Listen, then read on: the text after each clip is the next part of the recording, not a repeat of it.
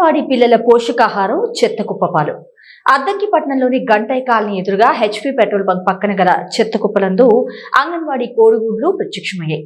రాష్ట్ర ప్రభుత్వం మరి ఎంతో ప్రతిష్టాత్మకంగా చేపట్టిన అంగన్వాడీ పౌష్టికాహారం ఇలా చెత్తకుప్ప పాలవుతుందని మరి స్థానికులు అవాక్కయ్యారు. ఈ సంఘటన Addanki Gantaiah colony main road పక్కన గల చెత్తకుప్పనందు చోటు చేసుకుంది. ఒక 150 గుడ్ల నుంచి 200 గుడ్ల వరకు అంగన్వాడీ కార్యకర్తలు పిల్లలకి ఇవ్వాల్సిన పౌష్టికాహారాన్ని వారికి అందించకుండా పాడైపోయాయని పూర్తిగా చెత్తకుప్ప పాలు చేశారు.